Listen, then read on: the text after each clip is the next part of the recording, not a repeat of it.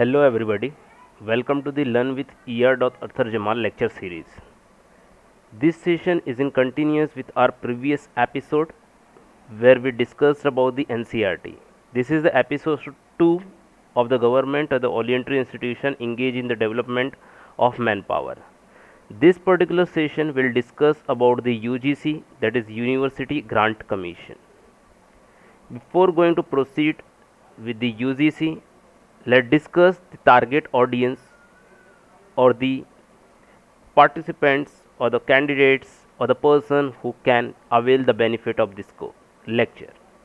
So MPSC or the UPSC or the any state PSC aspirants who are the preparing can take benefits of this, or those who are studying in MA education or doing MEd or the B.Ed can take benefit of this, or net set aspirants or the any student who is studying the development economics, or the candidates or the aspirants of the KVS, TET, PGT, DSSB, or at last the any candidate or the any person or the human beings who wants to acquire the knowledge can take benefits of this lecture. So let's start with our lecture, that is University Grant Commission. The University Grant Commission of the India, that is UGC India, is a statutory body. It is a statutory body. Just remember this word as important because it is a statutory body and set up by the government of the India in accordance to the Act UGC Act 1956. This act is also important, and this body comes under the Ministry of the Human Resource and Development, that is MHRD. What is the charge or the functions of this body is a coordination, determination and the maintenance of the standards of the higher education. So here are the few important points that we have to discuss. The very first point is statutory body. What is actually it is? Then this higher education and Ministry of the HRD. We know Ministry of the HRD is a ministry under the government of the India which deals with the resource development and statutory body. So let's discuss the statutory body first. Okay, what is actually the statutory body is? Okay, so just look first body. There are two types of the body in India. That is first one is a constitutional body and second one is a non-constitutional body, or we call them is extra constitutional body, non constitutional. Okay, जैसे हम हिंदी में बोलते हैं संवैधानिक और गैर संवैधानिक.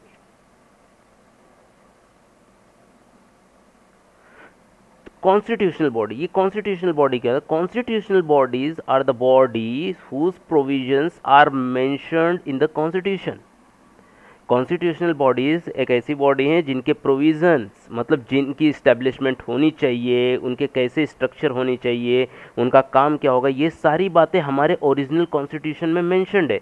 ऐसी बॉडीज़ को क्या कहा जाता है? Constitutional bodies. जैसे मैं बात कर लूँ इलेक्शन कमीशन की. इलेक्शन कमीशन के बाद हमारे संविधान के आर्टिकल 324 में कॉन्स्टिट्यूशनल इलेक्शन कमीशन के बारे में बताया गया कि इलेक्शन कमीशन क्या होगा, उसका काम क्या होगा, उसके मेंबर्स कितने होंगे, कितने कमिश्नर्स होंगे, इलेक्शन कमिश्नर होंगे, ये सारी बातें. जैसे फाइनेंस कमीशन हो गया, फाइनेंस कमीशन के बारे में भी हमारे इन कॉन्स्टिट्यूशन में बताया गया. तो ये सारी बॉडीज़ ऐसी हैं कि जो हमारे कॉन्स्टिट्यूशन में मेंशन्ड है.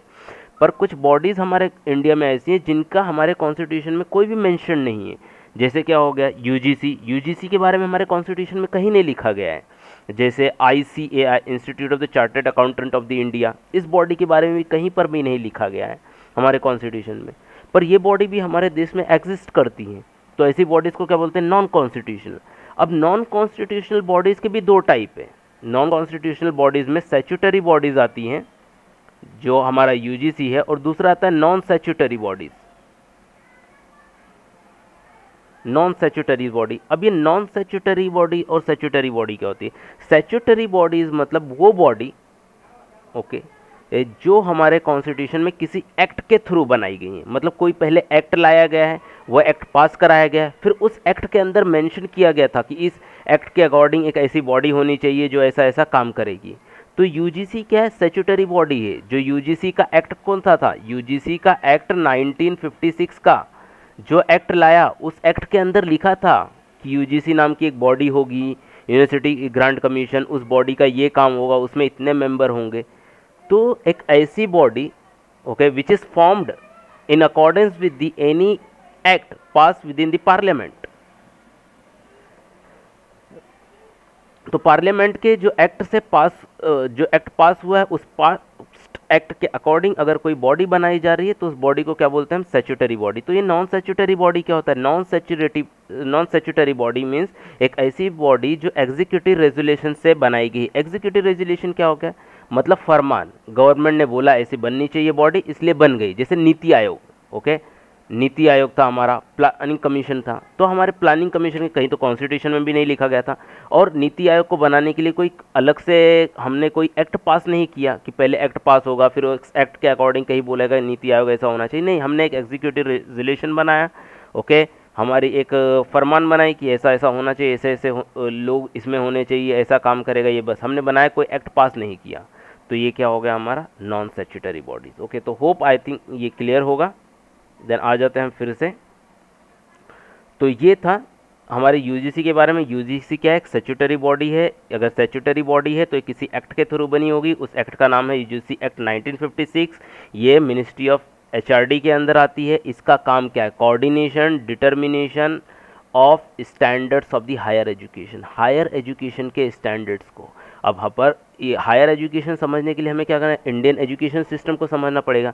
तो इससे प्रीवियस वाली वीडियो में, एनसीईआरटी की वीडियोस में भी हमने डिस्कस किया था कि इंडियन एजुकेशन सिस्टम किस तरह है। इंडियन एजुकेशन सिस्टम में सबसे पहले फर्स्ट लेवल पे क्या आता है?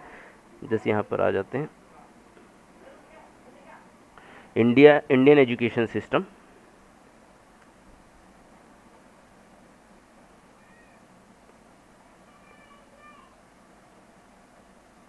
इंडियन एजुकेशन सिस्टम में सबसे पहले लेवल पे आता है एलिमेंट्री एजुकेशन, जो कि हमारा एलिमेंट्री एजुकेशन जो हमारी नर्सरी, ये सारी चीज़ें। देन प्राइमरी एजुकेशन, और प्राइमरी एजुकेशन के बाद सेकेंडरी एजुकेशन,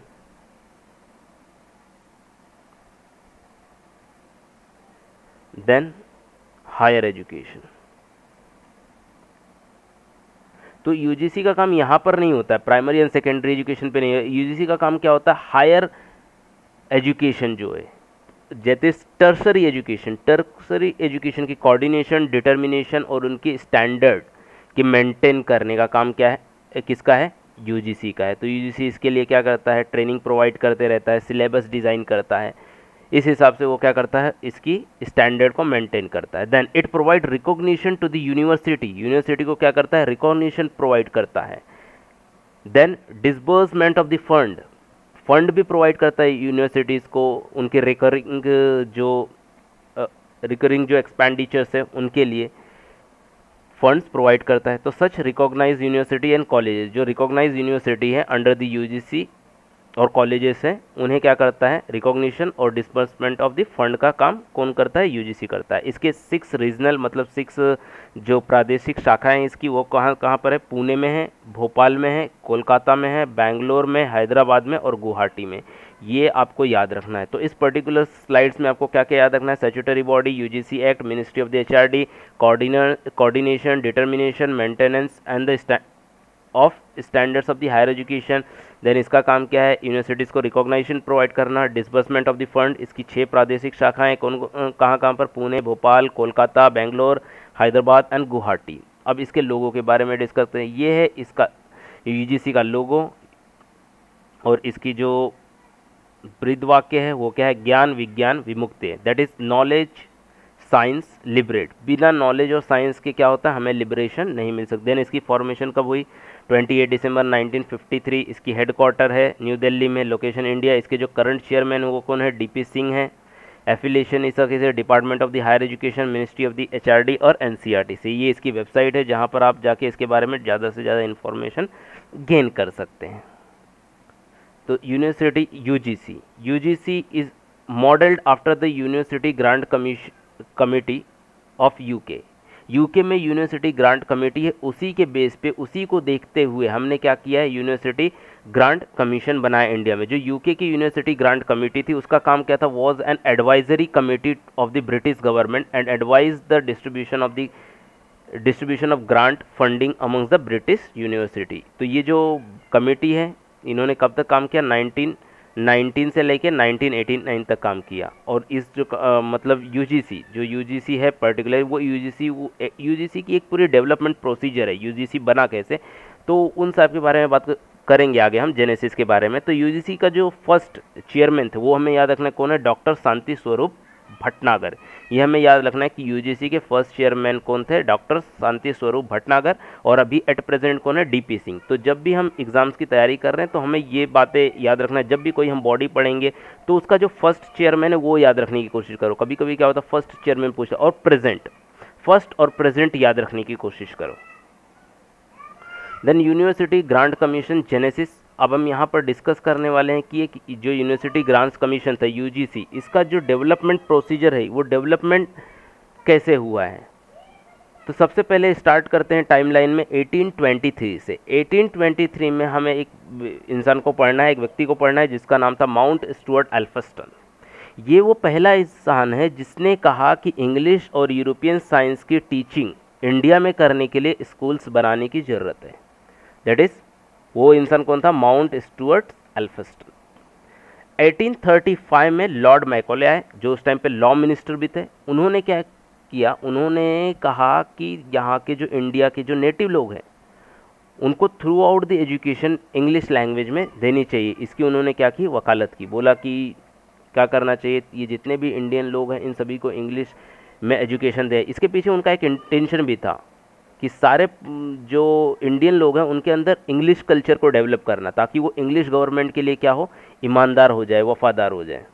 देन 1854 में आया वुड्स डिस्पैच, और इसे कहा जाता था Magna carta of the English education in India. इसने क्या किया, इसने रिकमेंड किया कि प्राइमरी से लेके यूनिवर्सिटी तक जितनी भी एजुकेशन है वो क्या करनी चाहिए, इंग्लिश में देनी चाहिए। देन 1857 में हमारे इंडिया में 3 यूनिवर्सिटीज़ इस्टेब्लिश की गई, that is Calcutta university, Bombay university and the Madras university. Then 1887 में इलाहाबाद यूनिवर्सिटी बनाई गई। 1925 में एक बोर्ड इस्टेब्लिश किया गया जिसका नाम है इंटर यूनिवर्सिटी बोर्ड। इस इंटर यूनिवर्सिटी बोर्ड का काम क्या था, okay, sharing of the information and cooperation in the field of the education, culture, sports and allied courses within the और अक्रॉस द यूनिवर्सिटी। तो इंडिया में अभी तक जितनी 4 यूनिवर्सिटीज़ इस्टेब्लिश हो गई थी उन यूनिवर्सिटीज़ के बीच में क्या करना, इन्फॉर्मेशन को शेयर करना और कॉपरेशन करना। कौन कौन से फील्ड में, एजुकेशन के फील्ड में, कल्चर के, स्पोर्ट्स के और अलाइड एरियाज़ जो भी उससे रिलेटेड, मतलब यूनिवर्सिटी को डोमेन में आने वाले जितने भी एरियाज़ हैं उन सारे एरियाज से रिलेटेड इन्फॉर्मेशन को शेयर करना। देन 1944 में बना सार्जेंट कमेटी और उन्होंने अपनी रिपोर्ट सबमिट की जिसका नाम था सार्जेंट रिपोर्ट। तो Sargent report was the first attempt to formulate the national system of the education. और ये वही कमेटी है जिसने क्या किया, यूनिवर्सिटी ग्रांट कमेटी की फॉर्म। देखो ग्रांट, अभी हम लोग जो पढ़ रहे हैं यूनिवर्सिटी ग्रांट कमीशन है। सार्जेंट ने किसके बारे में बात की, सार्जेंट ने यूनिवर्सिटी ग्रांट कमेटी की बात की, कमीशन की बात नहीं की। कमीशन अभी तक नहीं बना, अभी तक कमेटी बनी है। ओके, तो 1945 में सार्जेंट की रिपोर्ट को मानते हुए क्या किया, यूजीसी को फॉर्म किया गया। यूजीसी यहाँ पर कौन सी है, यूनिवर्सिटी ग्रांट कमेटी, अभी कमीशन बना नहीं है। अब ये यूजीसी ग्रांट कमेटी, इसका काम क्या था, to oversee the work of the 3 central universities of the Aligarh, Banaras and Delhi. उस समय की 3 सेंट्रल यूनिवर्सिटी कौन कौन सी, Aligarh university, Banaras university and Delhi university के कामकाज को देखना किसका काम था, यूनिवर्सिटी ग्रांट कमेटी का।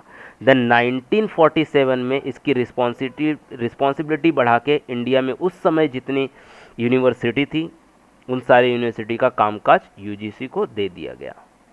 देन 1948 में यूनिवर्सिटी एजुकेशन कमीशन बना। अब इस यूनिवर्सिटी एजुकेशन कमीशन के जो चेयरपर्सन थे डॉक्टर एस राधाकृष्णन थे, डॉक्टर सर्वपल्ली राधाकृष्णन। डॉक्टर सर्वपल्ली राधाकृष्णन जिनके बर्थडे के टाइम पे ही टीचर्स डे मनाया जाता वही। तो ऑब्जेक्टिव क्या था, ये कमेटी फॉर्म करना है। इस कमेटी को फॉर्म करने का ऑब्जेक्टिव यही था कि इंडियन यूनिवर्सिटी के बारे में रिपोर्ट देनी है गवर्नमेंट ऑफ द इंडिया को और सजेस्ट करना है क्या, improvement and the extensions might be desirable to suit the present and the future need of the country। या कंट्री की जो नीड है, एस्पिरेशंस है, उसको सेटिस्फाई करने के लिए हमारी जो इंडियन यूनिवर्सिटीज़ हैं उसमें क्या डेवलपमेंट होनी चाहिए, क्या इम्प्रूवमेंट करनी चाहिए, क्या हम चेंजेस कर सकते हैं, इन सब के सजेस्ट करने के लिए यूनिवर्सिटी एजुकेशन कमीशन 1948 में बनाया गया। इस कमेटी ने क्या सजेस्ट किया, UGC must be created on the model of the UK with a full time chairman and other members. इसने रिकमेंड किया कि यूजीसी बनानी चाहिए, जो यूजीसी है वो तो उसको क्या करना चाहिए, रिस्ट्रक्चर करना चाहिए on the model of the UK की जो यूनिवर्सिटी ग्रांट कमेटी है उसके मॉडल पे हमको क्या करना चाहिए, यूजीसी को बनाना चाहिए जिसके अंदर फुल टाइम चेयरमैन हो और मेंबर्स हो।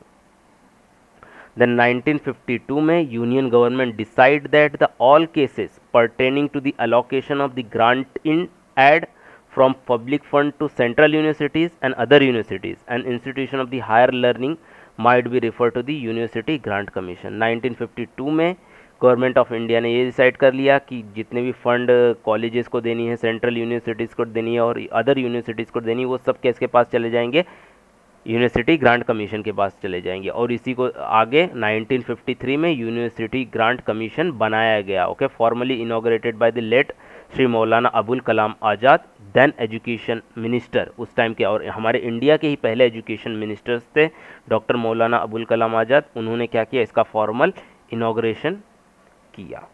ओके, कब, 28 दिसंबर 1953 को। That's all about this. Thank you. अगर आपको ये वीडियो अच्छा लगा तो आप इसे क्या करें, लाइक करें, शेयर करें और सब्सक्राइब करें और कमेंट भी करें, मोस्ट इम्पॉर्टेंट कमेंट करें ताकि मैं इम्प्रूवमेंट कर सकूं अपने आप में। जो भी अच्छी और जो मतलब कमियां हैं इस वीडियो में वो मुझे कमेंट बॉक्स में बताएं। ओके, तब तक स्वस्थ रहो, मस्त रहो और पढ़ते रहो। Thank you, that's all.